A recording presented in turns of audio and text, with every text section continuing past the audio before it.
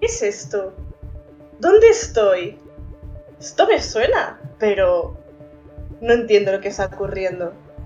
Hay voces en mi cabeza. ¿Por qué hay voces en mi cabeza? Callaros, por favor. ¿Has terminado ya la performance, Alba? Sí. Vale, pues te voy a cortar ya. Bienvenidos, bienvenidas, bienvenides una vez más aquí a La Escala de Bristol, tu podcast de mierda sobre ciencia que no estaba muerto, estaba de parranda.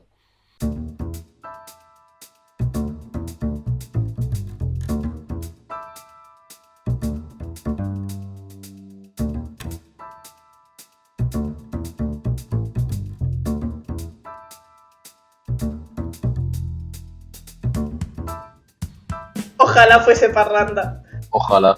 Pues parranda bio. Bien, vamos a ver, aquí vamos a empezar esto con un par de cosas. La primera, principalmente para la gente que no nos conozca, es que este es un podcast en el que colaboramos 3 personas que solemos hablar sobre ciencia, no necesariamente ciencias entre comillas puras, ni ciencia entre comillas naturales, sino ciencia en general.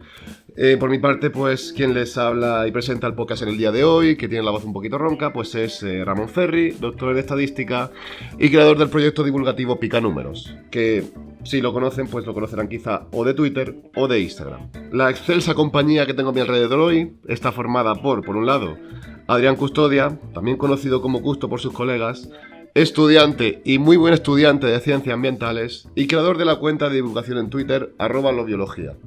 Buenas tardes, Custo, ¿qué tal? Hola, buenas tardes. Un placer estar aquí. Si le escuchan un poquito que viene desde Matrix, no se preocupe, es simplemente por la calidad del internet y del Discord, así que ya está. Por la otra parte tenemos a Alba Jiménez, que es la que ha hecho la performance antes, es estudiante de antropología, es técnica de laboratorio y divulga en su cuenta de Twitter Weeping Angels. Antes también lo hacía en YouTube, pero le chaparon la cuenta, no sé aquello en qué quedó, la verdad.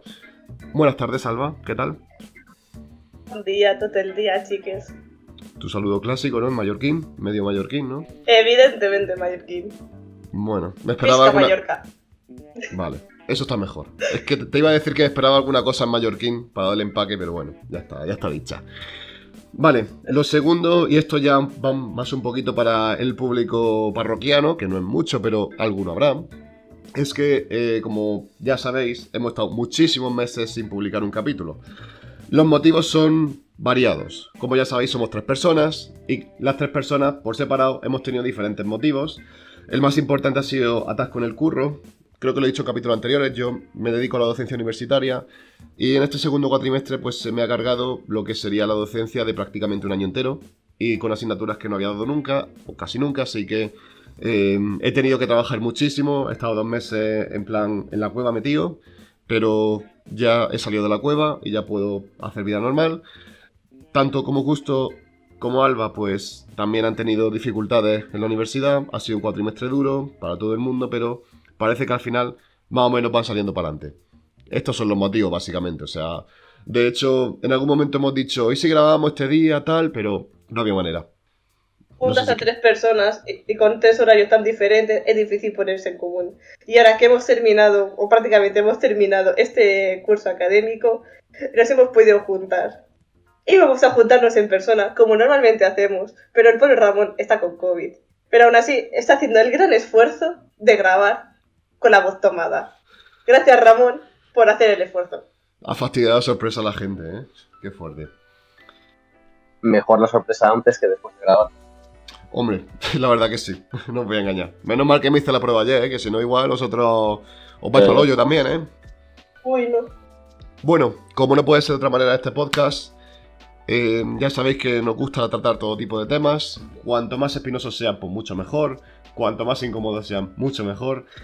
Y para nuestra vuelta, pues hemos escogido un tema que podría ser súper fácil de hablar, que no va a generar ninguna polémica, como es la sexualidad. Evidentemente aquí nos podemos meter en 3.000 millones de jardines, pero lo vamos a hacer desde una perspectiva muy divulgativa. Esperemos que muy divertida, porque ese es el objetivo al final. Porque no somos un podcast donde estemos guionizando durante meses y no quiero señalar a nadie, ¿vale? Así que... No se te ha oído por la conexión a internet, así que te fastidia en tu pseudo-mención, Alba. Bueno, vamos, si queréis, comenzamos ya a hablar sobre el tema de la sexualidad, como siempre abordado, desde varias perspectivas diferentes, aunque parezca que no, desde la estadística, pues también no es que se aborde la sexualidad, sino que cómo se mide la sexualidad es muy importante también tener en cuenta el conocimiento estadístico generado, pero si os parece bien, pues podemos empezar por un tema que causó sensación también en el evento divulgativo que tuvimos lugar en 27 de abril, el Aquí te pillo, aquí te cuento, organizado por los chavales de The Fluxions, en el cual pues Custo nos dio una clase magistral sobre la anatomía de los animales y sobre si el tamaño importaba. ¿Verdad que sí, Custo? Sí, creo que ya he dejado claro que importa. Aunque tú intentaras desacreditarme con otra charla. Pero era de otra cosa diferente. Yo me refería al Ya, tamaño ya, de es la broma. Joder, Sí, sí, macho. sí. Me hizo gracia porque, a ver, en los títulos, sin quererlo, eran totalmente lo contrario. El mío era el tamaño importa y el tuyo era el tamaño no importa. La verdad que tuvimos sincronización ahí, sin quererlo. Ya. De lo que vas a hablar hoy no ¿Yo? es el tamaño, sino otra cosa, ¿no? Voy a hacer mención al tamaño, pero voy a hablar de más cosas. Porque ya que vosotros vais a hablar de cosas más serias, alguien tiene que hablar de pollas, lo siento. Y ese voy a ser yo. No solamente de pollas, pero voy a hablar de... Obviamente. También voy a hablar de comportamientos curiosos de animales. Pero podría hablar de que, por ejemplo, los peces tienen la polla en forma de hélice, que los marsupiales tienen dos, o sea, la polla dividida en dos y dos vaginas, o que la polla de los equinos tiene 4 cabezas. Pero voy a centrarme más en invertebrados porque se habla menos y son mucho más diversos y como por ejemplo los nudibranquios. Esas coloridas y preciosas babosas que a todo el mundo le gustan. Porque a quien no le va a gustar un nudibranquio romano del siglo I, a quien no le va a gustar. ¡Viva los nudibranquios! Pero ¡Vivan los nudibranquios! ¡Ole! Pero y si os ¡Cojones dijeras que ya! los nudibranquios tienen un hábito muy curioso y precioso, ese hábito de apuñalarse los unos a los otros antes de follar. A ver, eso se lo he escuchado yo a varias personas. No necesariamente nudibranquio, pero si lo puedes contar, mucho mejor. Claro. Y eso es porque muchos gasterópodos tienen una estructura que se llama literalmente dardo de amor o girso velum, que emplean a la hora de la cópula. Concretamente, A la hora de la cópula, has dicho. no de la cópula, sino del cortejo. Seducir a puñaladas. Sí. Lo que hacen es, cuando están cerca uno del otro, básicamente tienen un órgano que dispara un dardo que tiene forma de flecha o de dardo y que al introducirse en el cuerpo del otro animal segrega unas feromonas que hace que esté más activo para procrear. Pero lo curioso es que no tienen ningún órgano para recibirlo. O sea, eso atraviesa lo que vea, en plan, si lo que pilla se lo lleva por delante. Y luego ya, si puedes, sigues follando. Básicamente el cortejo es que le tira un dardo a la otra persona, o bueno, al otro animal, al otro nudibranquio, y entonces así como fornican después. Sí, se apuñalan y luego dicen, ¿qué tal si follamos? Bueno, a ver, se apuñalan, se tiran un dardo. Quiero decir, dependiendo de la persona, igual puede ser hasta lo contrario a apuñalar, tú me entiendes, ¿no? Ya. Y mi pregunta Pero- es... Sí, digo, mi pregunta es... ¿los nudibranquios tienen también como una diana a la que puede ir acertando? Que tenga el 20, el 19, el 18, que haya sitios que puntúe doble. ¿Existe eso? No, eso... El tema es que cuando digo apuñalar es que es lo más parecido a una puñalada. No tiene ningún órgano que lo reciba de forma segura ni nada. Eso atraviesa el tejido que tenga delante. Sea órganos, sea piel, sea lo que sea. Y estamos hablando que algunos dardos de amor, como como les gusta llamarlo, son una quinta parte del cuerpo de algunos terópodos. O sea, poca broma. Que entonces estamos hablando que primero un pincho para luego el pinchito. Sí. Podría ser. ¡Qué guapo! Madre mía, Alba. Pero bueno, hablando de armas blancas. Otro comportamiento muy curioso en el reino animal es el de los tratamientos, que en su mayoría son hermafroditas, pero a diferencia de otros organismos hermafroditas, como pueden ser los caracoles, en los que ambos son fecundados, estos compiten para ver quién es el macho. Y para ello, ambos sacan sus penes y comienzan un combate de, ojo al término, porque este es el término científico, esgrima de penes. A ver quién lo Y tiene por- más grande, ¿no? Guapísimo. Es que esgrima de penes, yo creo que lo llamaron así porque el duelo de sables ya estaba cogido.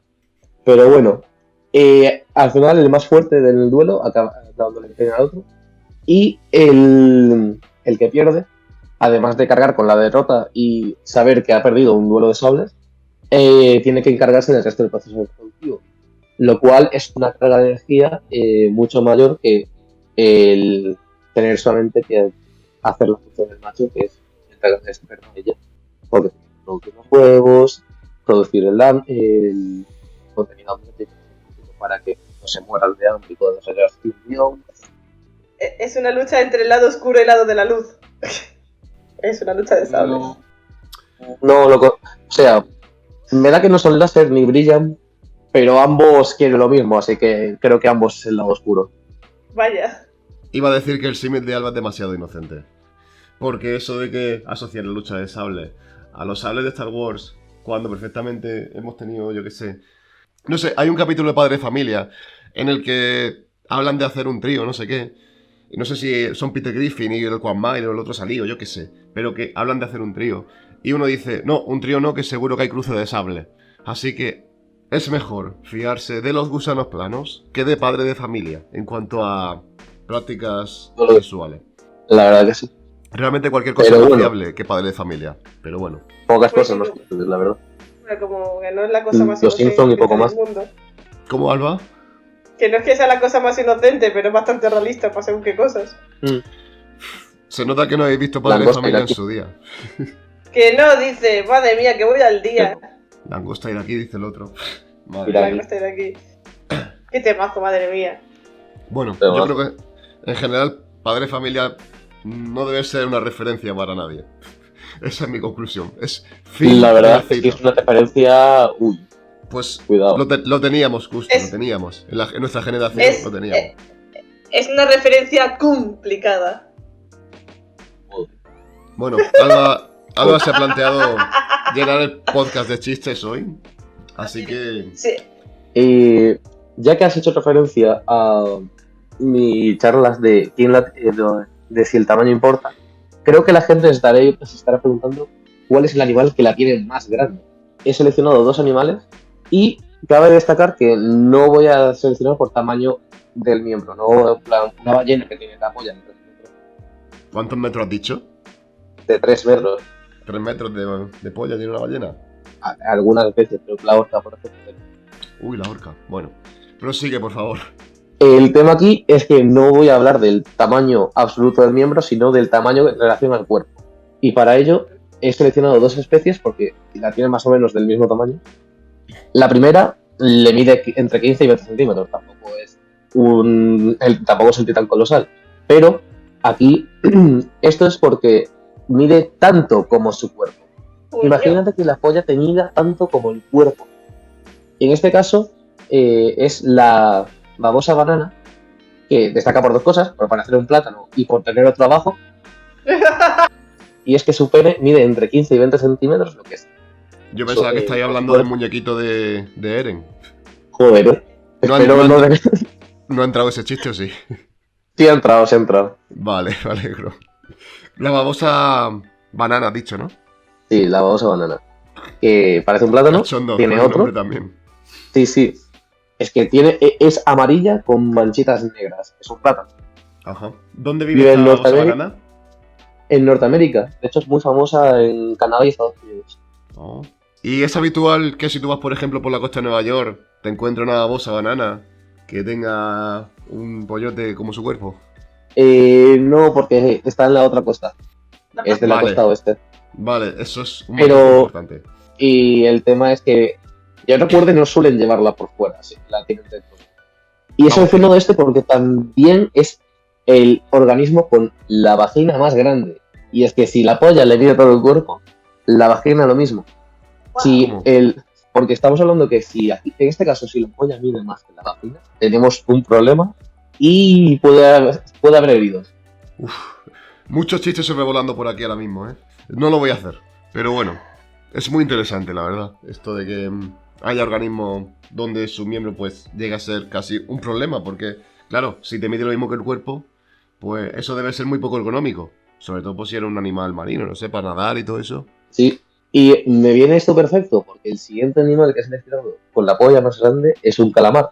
Que es ¿Un el calamar? calamar de la especie, sí, un calamar de la especie Onychia ingens, que son conocidos por tener un pene tan largo como el cuerpo. Y hablando de calamar, voy a aprovechar esto para hablar de calamares, porque los cefalópodos tienen dos tipos de reproducción y son muy interesantes. Los calamares, por ejemplo, como en este caso, son calamares de aguas profundas y tienen un pene muy largo para poder alcanzar a la hembra y poder entregarle los espermas. Que los espermatozoides son bolsitas que contienen el esperma que producen para que no se disperse por la agua. Pero eso es en profundidad, en la oscuridad. Las especies de aguas superficiales, de aguas someras, tienen otro método que me parece mucho más curioso, y es que uno de los brazos, o sea, de los 8 brazos que tienen los calamares, sin contar los dos tentáculos, está modificado. Este se llama ectocotilo. Básicamente es un brazo en el cual se almacenan los espermatóforos y que cuando se acercan a la hembra se cercenan y se lo entregan a la hembra para que la hembra coja y se guarde los espermatozoides y ya tenga las crías cuando ella quiera. A ver que yo me aclaré. Entonces lo que hace la hembra es coger trozos de esperma y se los guarda. Toma, Sí, el el material macho, genético, para ti. el macho produce bolsitas, saquitos de esperma que se los da a la hembra. En el caso de los artificiales, mediante brazo que se corta para dárselo, el cual ya tiene ahí los saquitos, y en el caso de los tienen un pene muy largo que se los acerca y se los da directamente. Estaba pensando, es como cuando coges el condón y lo guardas le haces el nudito para tirar a la basura, pues aquí lo mismo. Coge el saquito que está lleno del material genético pero en vez de tirarlo a la basura, se lo entrega a la hembra. Bueno, haz con ello lo que quieras. Una donación de esperma directamente. No me gusta nada que sea tan buen ejemplo, la verdad. Alba tiene esa habilidad. Pero sí, vendría a ser esto. Y algo curioso es eso, que los de superficie se cortan un brazo para dar los soquetos. Lo cual en realidad tampoco es muy importante porque la mayoría de especies de cefalópodos, cuando follan, se mueren. O sea, una vez follan, se mueren. Pulpos, sepias, calamares, todo eso. Lo rico que está, ¿qué? Con lo rico que están. Ay, bueno, pues... Como mucho comentar que entre las puñaladas, el duelo de sables y me corto un brazo para follar, esto definitivamente el amor es la guerra. El amor Si lo he empleado muchas veces, pues al menos en este caso, el de los moluscos, el amor de la guerra. Bueno, los moluscos y los patelos. Yo diría que más bien es que le va el sadomaso. Hombre, sadomaso un poquito llevado muy lejos, ¿no? Porque ya terminar con mutilaciones, hostia. Claro, si es tú... el llamado, ese es llamado el knife play, que es una práctica dentro del mundo del BDSM en el que las partes implicadas en la relación sexual utilizan algún objeto afilado para realizar cortes muy superficiales bajo un consentimiento y con entendimiento de causa de cómo se hace todo. Y eso, los invertebrados pues lo llevan al extremo. Ya, por eso te digo que si eso se hiciese amputando partes del cuerpo, pues entonces el problema de ese BDSM es que tiene un número limitado de veces que lo puede hacer, porque tantos miembros pues no tenemos en el cuerpo, ¿no? O sea, cuando ya te cortan el último pie, pues igual dices, pues ya aquí no puedo hacer BDSM, ¿sabes? Y te queda así como el muñeco este de la peli de los caballos de mesa redonda, que le empiezan a cortar partes, bueno... Eso, el caballero negro. El caballero negro, eso. Uf. El caballero negro de la mesa. Joder, sí, el de los Monty Python, yo qué sé, tío, mira. Sí, con lo fan que soy yo de los Monty Python, tío. Un pez llamado Wanda, qué maravilla de peli. Y ahora sí, que sí. Dando vergüenza yo aquí, que no me acuerdo ni de cómo se llaman las pelis. Bueno, anyway, ha sido la verdad bastante interesante, Gusto. O sea, yo no tenía esa imagen de los cefalópodos, no tenía esa imagen de... En fin, animales que normalmente pues nos comemos a la plancha con un poco de perejil, tipo pues la sepia, los calamares. Pero mira, Muy interesante. Así La que, próxima nada. vez que es un calamar, ten cuidado con los tentáculos, no vaya a ser. Hombre, yo espero que el calamar que me pongan en la mesa esté bien muerto. Ya, la verdad que sí. Pero si no lo está, que hay muchos sitios, por ejemplo en Almería, que... Bueno, igual no calamares, pero sí otros mariscos, ¿sabes? Lo típico que te piden, yo qué sé, pues, una cigala, o, en fin. Cosa que no es muy recomendable porque si el agua está sucia o si hay alguno que se haya muerto, tal. Eso salió en un capítulo de Gordon Ramsay, que... Hostia. Que había por lo visto uno de los mariscos del tanque, se ve que estaba malo, estaba enfermito. Y aún así pues lo sacaron para hacer una comida. Y Gordon Ramsay dijo, ¿qué polla hace? O sea, va a matar a alguien aquí, con tu tontería. El programa de Pesadilla en la cocina americano es que es una barbaridad detrás de otra. Evidentemente todo mucho más guionizado que en España, que ya es decir, pero es una barbaridad detrás de otra. Se tira una guitarra al río. Esa es la versión española. Por eso, que hecho que al menos no se tira una guitarra al río. Ah, sí, había cortado lo de al menos. Porque allí no tienen canales como en Holanda. Es que yo me acuerdo de ese capítulo de Chicote, que era un restaurante español, no sé si en Utrecht o algún sitio de estos, en Holanda. Y el dueño pues era un señor que estaba todo el día tocando la guitarra y también tocándose las narices, ¿sabes? Y al final pues Chicote dijo, venga, a trabajar. Le echó la guitarra al río. Y nada, el otro pues también se tiró por ella por un poco de espectáculo. Es que de verdad, tío, si tú coges todos los capítulos de Chicote y empiezas a sacarles memes, es que no termina, ni en 2025, ¿sabes? Es brutal. O sea, la mina de memes que son los capítulos de Pesadilla en la cocina son brutales, sinceramente. Ya que hemos hablado de comida, yo voy a hablar de prácticas que tengan que ver con la boca a la hora de comer. Pero no comer para alimentarse, sino comer otra cosa. ¿El qué? Si os parece bien. Alba, Claro. todo en este podcast nos parece bien. Así que tú tira para adelante. Vale. Llevamos como 5 minutos hablando de Chicote, por favor. Llevamos 5 Vale. minutos hablando de Háblanos del Pesadilla bucle. en la cocina y de Chicote. Yo voy a hablaros y comentar de algunas prácticas sexuales o del estudio de la antropología de la sexualidad de diferentes tribus a lo largo del mundo. Y voy a empezar, como he dicho antes, vamos a hablar de bocas. Y vamos a hablar de los Trovian de Papúa Nueva Guinea. Trovian es una tribu cazadora-recolectora que viven en medio de la selva. ¿Trovian es un han ido tuitero muchos también? y han ido bastantes etnólogos y etnólogas a estudiar cómo es esta gente. Pues una de las prácticas que hacen es felaciones entre chavales a partir de los 6 años. A partir Y, de los 6 años. y tragando el contenido, sí.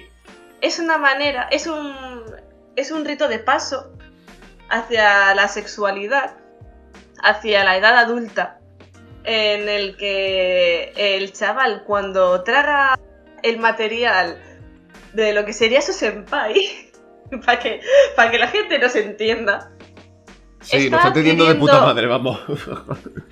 está adquiriendo la fuerza y el conocimiento del senpai. Y ese chaval que ¿senpai es qué? mayor que él también lo hace de otra chica aún mayor que él. Pero senpai, ¿qué es, Alba? Es que no todo el mundo está enganchado al anime como ustedes. El senpai es una persona de cursos superiores a ti, como una persona mayor que tú, Vale. que te o sea, ayuda y te guía y demás, sí. Pero bueno, vamos a dejar los Trovian para hablar de otra tribu que se encuentra también en Papúa Nueva Guinea. Que esta práctica, es decir, que yo soy muy a favor.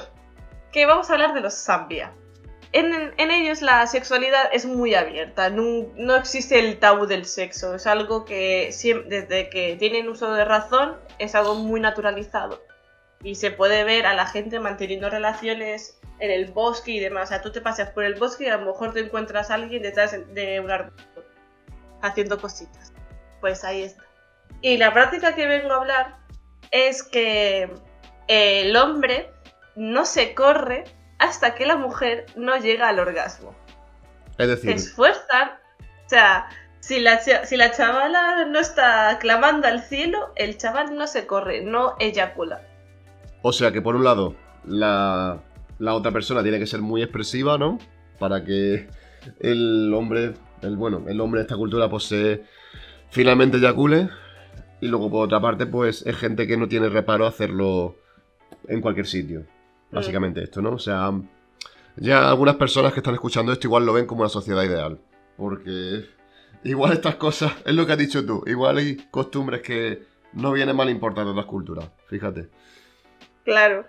Sobre todo en la parte de que sea muy equitativo a la hora de obtener placer sexual. Esto me recuerda a cierto tuitero que hizo cierta afirmación sobre el tema de la eyaculación de la mujer y el hombre.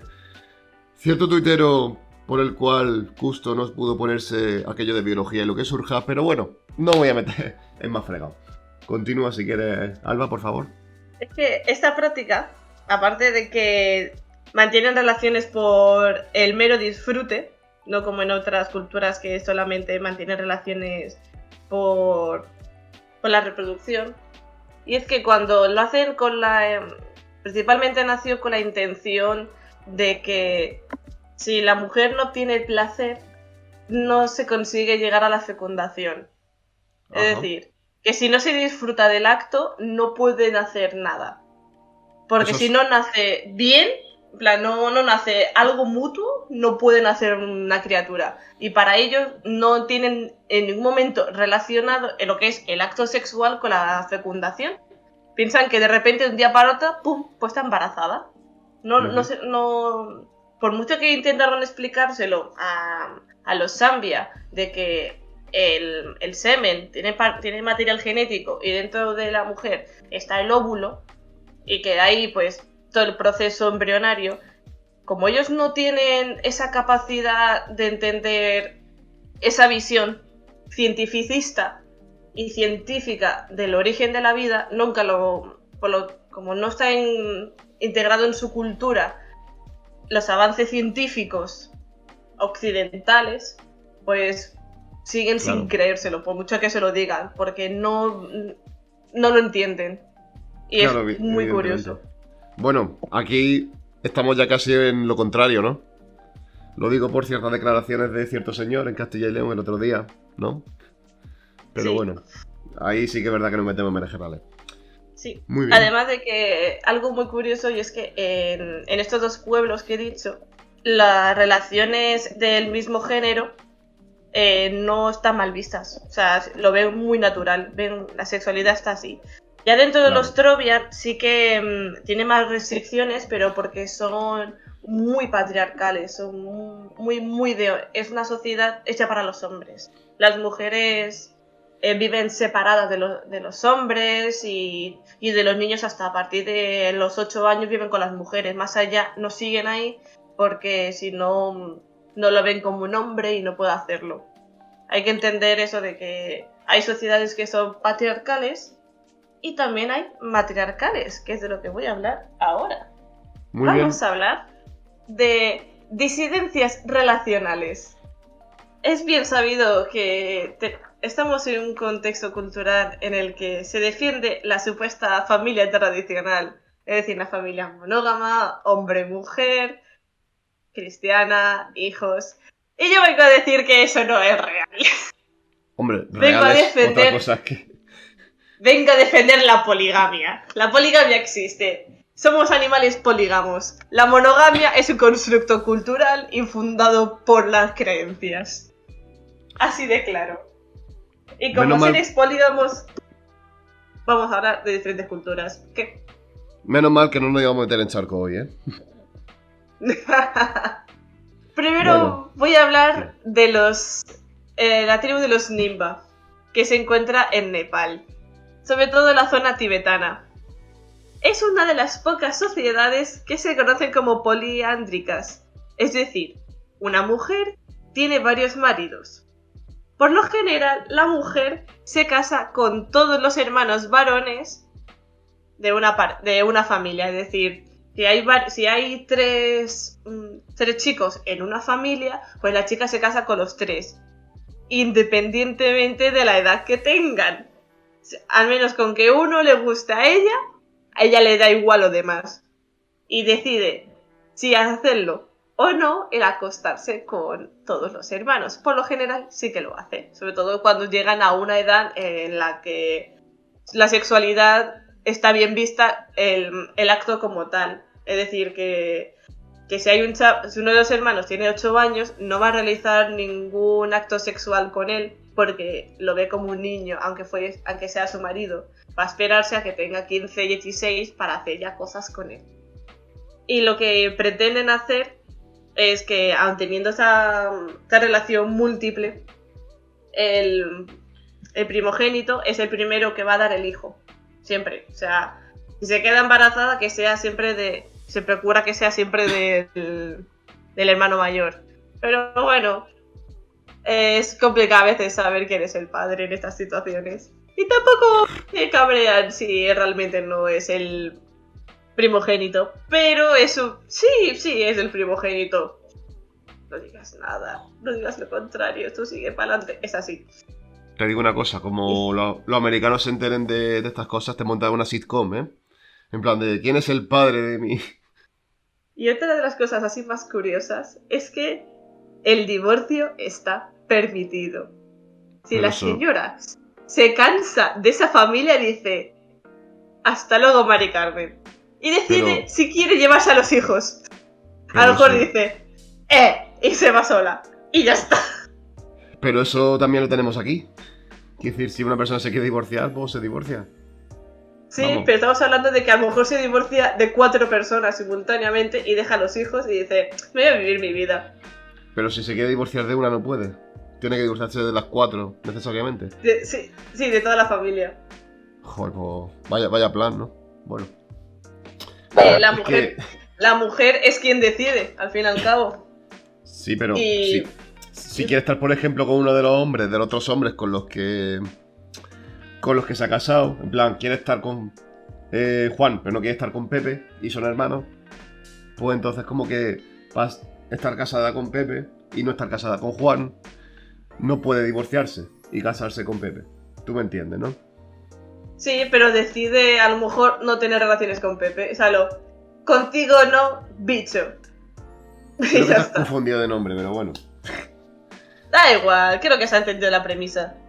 Sí, o sea que al final, pues tampoco creo que sea tan empoderante, porque lo que viene a decirle a la mujer es, te guste o no te guste, pues te jodas y tienes que seguir con el pavo este, que te ha hecho cosas feas. Por lo que se ha visto, tampoco es una sociedad muy estudiada y menos este acto como tal, en todo el estudio de la sexualidad. Por lo general, los hombres no suelen objetar ninguna de las decisiones de las mujeres. Si le dice que no, pues acabó, ya está, pi. Bueno, me imagino que habrá que estudiarla un poquito más, pero mira, no está mal. Estos son los datos que por lo menos yo he podido recopilar y que es lo que se pronuncia oficialmente respecto a ellos. Que si ha habido cambios y demás, pues no he podido obtener esos datos, lo siento. Oh, pero has dicho oficialmente. Sí, o sea, oficialmente en cuanto a que es lo que defiende lo que se lo que defienden los etnógrafos y los etnólogos. Vale, pero que al final pues es oficial, plan de que es un consenso dentro del estudio de la etnografía con toda la subjetividad que es lo que es lo mayoritariamente observado. O sea, dentro de la antropología no se puede sentar cátedra prácticamente nunca. Por eso te digo que es oficial entre comillas. Claro, se pilla con muchos matices. Claro, sí, pero bueno, que dentro de lo que hay, el consenso actual científico es que las relaciones son de esa manera. Dentro de... Sí, exactamente. Es lo observado. Pues me alegro mucho de que haya hablado de esta gente, porque precisamente un tema del que quería venir yo a hablar es de cómo vemos el tema de la no monogamia en España. Y luego también pues algunas cosillas, ya que estamos en el mes del orgullo, sobre los temas de la orientación sexual de la gente de España y sobre todo los problemas que tiene la medición de esa orientación sexual. O sea, no sé, ¿vosotros qué pensáis con respecto a la no monogamia en España? Esto que acabas de comentar, Alba, es muy interesante, pero yo quiero que me digas si tú crees que esto está muy extendido en España, el tema de poder tener 2 o más relaciones afectivas. No sé, ¿tú qué piensas? Yo a tope con la COPE con ese tema, o sea, yo estoy a favor y defiendo la no monogamia y reconozco la existencia del poliamor, así de claro. ¿Y tú crees que está muy extendida? Yo como individuo, ¿eh? ¿Y tú crees que está muy extendida entre la gente de España? creo que es generacional. Vale, vas Sí. por buen camino. Habría que observar los diferentes intervalos de edades para ver qué es lo extendido y lo que defiende esa muestra poblacional. Pues aquí vengo yo a hablarte de ello un poquito. Efectivamente, Maravilloso. como tú bien dices, Alba, es una cuestión generacional un poquito también, pero hay más de otras cositas. Hay un estudio que yo estuve mirando para ver si podía hacer un hilo en Twitter, que al final, pues, con todo el follón que he tenido en el segundo cuatro, y pues no hice, evidentemente, pero que es muy interesante, y es que el CIS, el año pasado, en 2021, hizo un par de encuestas sobre las relaciones sociales y afectivas. Son encuestas muy importantes porque es un tema sobre el que prácticamente no hay estudios a nivel, digamos, oficial o a nivel, ¿cómo poder decirte?, de encuestas que sean medianamente fiables, que no sean estudios tipo, pues yo que sé, encuestas de voluntarios, etcétera, etcétera. Y en este sentido, pues, el último estudio que se hizo al respecto, que fue en octubre de 2021, hacía varias preguntas con respecto al tema de la no monogamia. Había 2 preguntas referentes a ello. El CIS, por lo que preguntaba, era por si una persona puede mantener 2 o más relaciones románticas a la vez. Y también el CIS preguntaba si los miembros de una pareja pueden acordar tener relaciones sexuales con otras personas fuera de la pareja sin que haya un vínculo sentimental. Es decir, por un lado, preguntaban si la gente realmente puede tener 2 o más parejas, digamos, afectivas, románticas, o si puede tener también más de una pareja sexual al mismo tiempo. Vale, pues lo que respondió la gente a estas preguntas en la encuesta varía, por un lado, entre géneros, por otro lado, entre edades, pero sobre todo por temas religiosos. Lo que la gente respondió en la pregunta sobre las relaciones románticas, si podía mantener 2 o más, entre los hombres, un 42,3% estuvo de acuerdo, pero se alcanza un pico en la franja de edad de 25 a 34 años, un 48% aproximadamente, mientras que entre las mujeres solamente un 37% de ellas estaban de acuerdo, pero si lo hacemos por edades, resulta que es la opción mayoritaria estar de acuerdo, muy de acuerdo con esa afirmación, entre las personas de 25 a 34 años. Por tanto, aquí al final lo que ocurre es que hay una brecha importante entre hombres y mujeres con respecto a cómo de acuerdo están con esta afirmación a medida que se van haciendo mayores. Los hombres, digamos que están más de acuerdo a pesar de ser mayores, mientras que las mujeres están muy de acuerdo en su juventud, pero las mujeres más mayores que respondieron no estaban en absoluto de acuerdo. Por tanto, lo que yo vengo a decir es que es una cuestión que depende de la edad, pero el efecto de la edad no es el mismo entre hombres y mujeres. Es decir, el efecto de la edad es mucho más notorio entre las mujeres que entre los hombres, lo cual significa seguramente que las causas de estas diferencias pueden ser quizá algún tema relacionado con la estructura patriarcal de la sociedad. Esto ya se lo dejo a Alba por si quiere indagar un poco o si quiere teorizar algo sobre lo que estoy diciendo. Es una charla muy larga y tendida que si queréis en otro episodio podemos hablar del patriarcado. Ya para terminar de meternos en todos los charcos. Muy bien. Exactamente. Por si no había suficiente con este capítulo. Hemos vuelto a lo grande. O sea, cuidado con lo que puede... Nos fuimos con el de educación, que ya fue cargadito y ahora venimos con esto. La verdad es que no. No, este es mucho más justo, no te engañes. Ya. Es la Sí. polla este. Sí, o sea, para terminar con esto de las relaciones románticas, decir que la gente que reconoció en la encuesta ser no creyente, es decir, agnóstica, atea, indiferente, etc., esa gente mayoritariamente estaba de acuerdo, muy de acuerdo con la afirmación. Una persona puede tener 2 o más relaciones románticas a la vez. Ese porcentaje fue de 52%. En determinadas franjas de edad llegaba a ser de 56%, como por ejemplo entre los 35 y los 44 años. Eso es muy interesante porque el pico se alcanza en esa edad. La gente más joven no está tan de acuerdo y la gente más mayor tampoco está tan de acuerdo. Con lo cual, pues al final también es una cuestión quizá un poco generacional, pero no en el sentido en el que pensamos, de que los jóvenes puedan tener mayor grado de acuerdo con estas cosas. Pero bueno, en todo caso, con respecto a las relaciones sexuales con otras personas fuera de la pareja, sin vínculo sentimental, de nuevo también hay una brecha por género y de nuevo parece ser que esta brecha lo que hace es que la diferencia por franjas de edad sea mucho mayor entre mujeres jóvenes y mujeres mayores que entre hombres jóvenes y hombres mayores, pero en todo caso lo que vemos es que el porcentaje de acuerdo entre la gente más joven está en torno al 60%, mientras que el porcentaje de acuerdo entre la gente más mayor pues está en torno al 25% así, estamos hablando de gente pues en torno a los 60 años, 65, 70, así que en definitiva pues también es una cuestión que tiene aceptación. Hablo ya de toda la sociedad en general, entre la gente joven que entre la gente mayor, pero si además miramos en la gente que reconoció ser no creyente, es decir, agnóstica, indiferente o atea, resulta que el porcentaje de acuerdo para todo el mundo es de 60%, y entre la gente joven, por ejemplo, entre la gente de 18 a 24 años, este porcentaje era del 73%. Es decir, casi 3 de cada 4 jóvenes de vuestra edad, de la vuestra, de Alba y de Custo, resulta que 3 de cada 4 jóvenes de esa edad están de acuerdo con que una pareja puede tener relaciones sexuales con más de una persona diferente a su pareja. ¿Cómo os quedáis? Pues yo me alegro porque estos datos significan que hay una muy buena aceptación de la poligamia. Al final es algo natural que es igual que casi todo cualquier modelo de relación que quiera tener.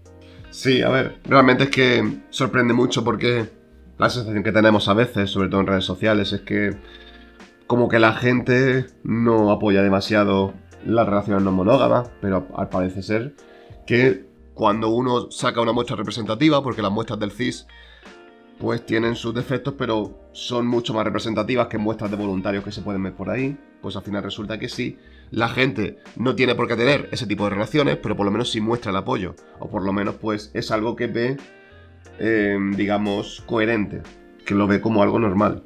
Y es importante incidir en esto, porque puede parecer que hay un rechazo mayoritario en la sociedad, pero no es ni mucho menos el caso.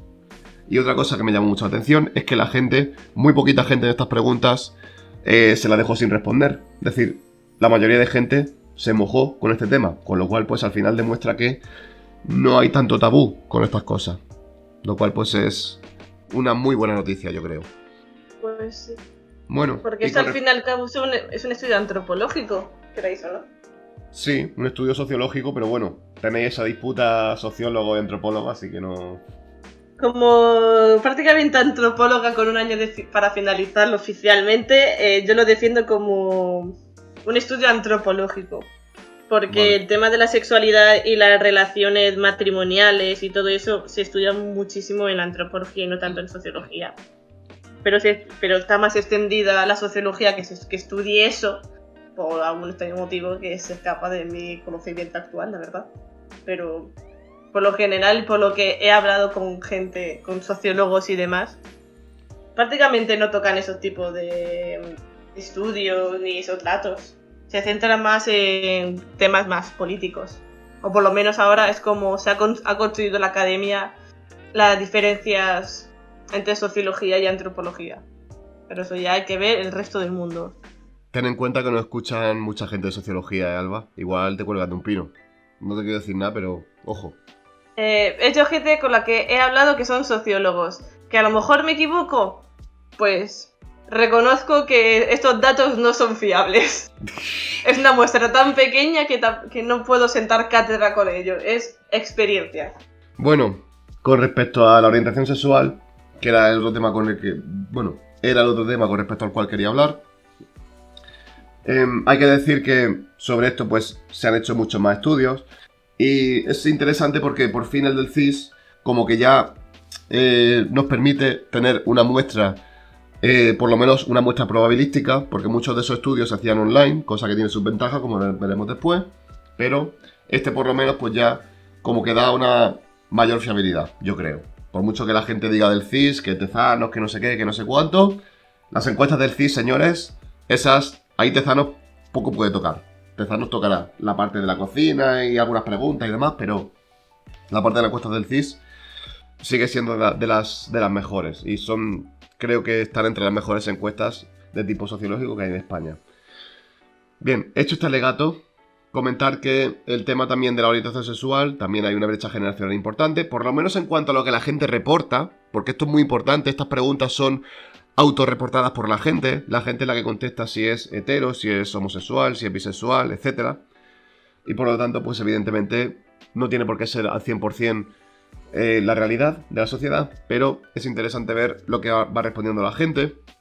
En teoría, un 1,7% de la gente encuestada respondió que era homosexual, un 2,4% respondió que era bisexual y un 0,4% respondió que era asexual. Había también otras respuestas, pero esas son las interesantes. Pero resulta que si lo haces por edad, la cosa cambia muchísimo. El grupo que va de 18 a 24 años, pues de eso, un 3% respondieron que eran homosexuales y un 13% aproximadamente respondieron que eran bisexuales. Con lo cual, fijaros que la penetración, entre comillas, es mucho mayor. Y si además lo hacemos por géneros, resulta que entre las mujeres, las personas que se denominan mujeres, pues como que hay mucha mayor, sobre todo bisexualidad, que entre las personas que reconocen ser hombres. Por ejemplo, de 18 a 24 años, un 18% de las mujeres dijeron ser bisexuales, mientras que este porcentaje para los hombres era solamente del 7%. Pero entre los hombres, un 5% dijeron que eran homosexuales, frente a un 0,9% de las mujeres que lo dijeron. Por tanto, pues al final, daros cuenta de que también hay una brecha por género con respecto a la orientación. Además de la brecha por edades, evidentemente, también la hay por género. Fijaros que al final puede ser que las nuevas generaciones vean este tema menos como un tabú y respondan de forma más sincera, o simplemente pues que las personas más jóvenes hayan tenido la oportunidad de replantearse ciertas cosas. No sé, hay muchas explicaciones que se le pueden dar. Los datos están ahí, creo que son muy interesantes. Y bueno, con respecto a la medición de la orientación sexual, comentar que es un tema complicado, ¿vale? Normalmente es lo que se considera una pregunta sensible, porque hay mucha gente que sigue siendo muy sensible a responder cuál es su orientación sexual, porque nosotros aquí, que somos jóvenes, no tenemos ningún reparo, ¿vale? Pero la gente que sea mayor, pues igual un poquito más recelosa, sobre todo si es de una orientación que no sea la gente que no sea de orientación hegemónica, como es la heterosexualidad, pues al final puede sentirse un poquito reacia a responder que son de otra orientación. En estos casos lo que se utilizan son generalmente pues preguntas que, bueno, se utilizan generalmente en modos de encuesta que eviten que pasen estas cosas. Hay varias opciones. Uno es hacer los cuestionarios sin entrevistador o sin entrevistadora, que es, por ejemplo, utilizar encuestas online, que se ha demostrado que a la hora de que la persona diga la verdad, pues parecen ser mucho más beneficiosos. Otra opción sería utilizar los llamados métodos de pregunta indirecta, que son preguntas en las cuales el anonimato de la respuesta queda garantizado, porque se utilizan procedimientos aleatorios a través de los cuales tú no puedes saber en ningún caso, pero en ningún caso, qué te ha respondido la persona, y luego ya la estimación se hace de otra manera. Esto es muy interesante. Esto, si queréis, otro día que tengamos más tiempo hablo, y si no, pues hablamos otra vez de un tema que os sea de interés, como por ejemplo las pollas. Y luego, por último, tenemos por supuesto la opción de formular las preguntas con cuidado. Es decir, hacer las preguntas de forma que la otra persona pues se sienta cómoda, se sienta agradable, que no se sienta invadida en su privacidad, ¿vale? Esto pues ya es una cuestión quizás más de diseño de encuesta. Pero en definitiva hay muchas formas de hacer que la gente pues sea menos reacia a responder la verdad en preguntas sensibles, ¿vale? Esto que se dice siempre de que la gente miente en la encuesta y tal, puede ser, pero tenemos métodos para evitar que la gente mienta. Y ese es mi alegato, que la gente miente en la encuesta, sí, pero nosotros lo tenemos previsto ya. Así que no nos vengamos arriba con ese argumento, porque es un poco cuñado, sí que es. La verdad es que cuando di la asignatura de Antropología de la Sexualidad, evidentemente se tuvo que hablar de extracción de datos. ¿Cómo sabemos estas cosas? Sobre todo cuando hablamos de obtener una muestra significativa, muestras poblacionales. Y el profesor dijo: la gente miente sobre el sexo, pero a prácticamente todo el mundo le gusta. Lo que no le gusta es decir qué le gusta. Tanto Qué buena frase. Insexuales como su orientación sexual. ¿Por qué? Porque, sobre todo, si es una entrevista directa, o sea, una encuesta directa con el encuestador ahí, la persona que está siendo encuestada siente miedo, se siente muy juzgada. Y de ahí que mienta, no se reparen y sus respuestas no sean tan fiables. Claro que sí. Es que eso está estudiadísimo. Se llama el sesgo de deshabilidad social. Es por lo que la gente miente generalmente, porque quiere ser una persona, a ojos del entrevistador o entrevistadora, una persona correcta, digamos, ¿sabes? Y claro, Una persona de bien. Claro, lo correcto en esta sociedad heteronormativa que es ser hetero. Por tanto, pues por eso pueden ser reacios a responder estas cosas en la encuesta. Me cae bien tu profe. Sí, ha dicho cosas bastante interesantes. A ver si se ponía a hablar de estadística. Todo el mundo tendría que hablar de estadística al menos una vez en la vida. Hombre, estás aquí tú para extender las palabras y el mensaje de la estadística. La estadística es útil. Yo soy el profeta aquí, en este podcast, lo siento. En otros lugares igual Oye, ya a tope, ¿eh? Ya a tope, yo te sigo. no. En Twitter sí me sigue, sí, eso es verdad. Venga, Justo, chiste ¿qué fácil tienes aquí. que decir al respecto? Estoy muy de acuerdo. La estadística es muy útil para absolutamente casi todo. Creo que para lo único que no puede ser, que puede no ser útil es, yo qué sé, para ir al baño, pero porque no te hace falta pensar eso. Pero es que la cantidad de utilidad, yo sé. Que digas que la estadística no tiene utilidad para ir al baño en un podcast que se llama La Escala de Bristol, me parece una ofensa, sinceramente. Porque la Escala de Bristol, a fin de Ya cuentas, lo ¿qué que es? intentaba. Ahora resulta que sí, ¿no? No, pero eso, la estadística es súper. Hace poco vi un tuit de alguien quejándose, ¿cómo que la estadística? ¿Habéis visto esto? De una tabla de distribución. Hostia, Creo que el tatio que le hicieron de cómo no va a ser útil. Me alegro bastante.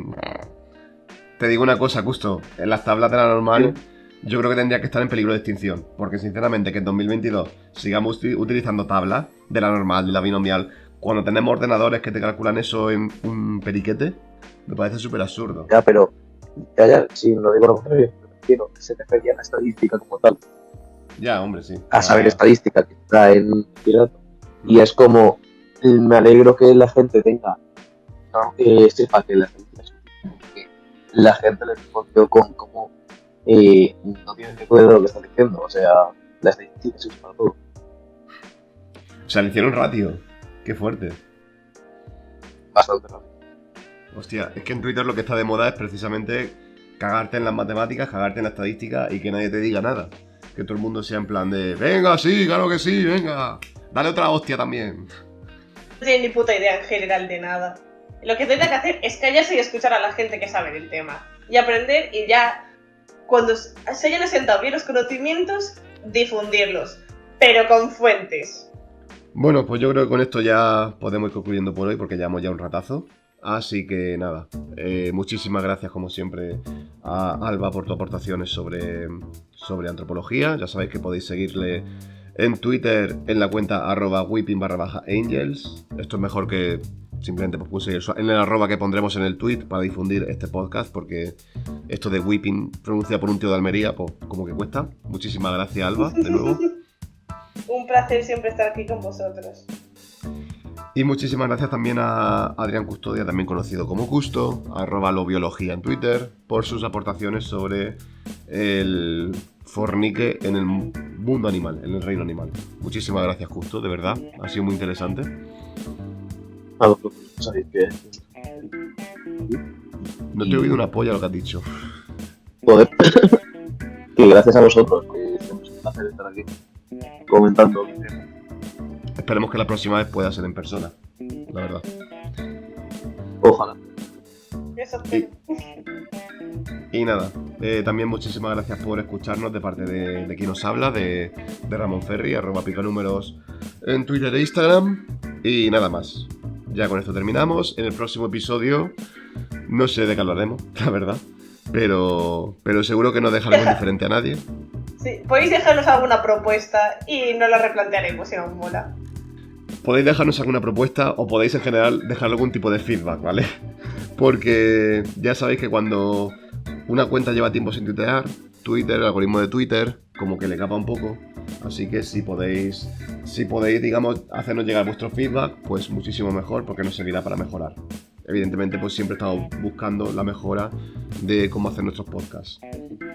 Muchísimas gracias de nuevo a todos los que hayan llegado hasta aquí. Y esto ha sido, una vez más, La Escala de Bristol, tu podcast de mierda sobre ciencia. Ole.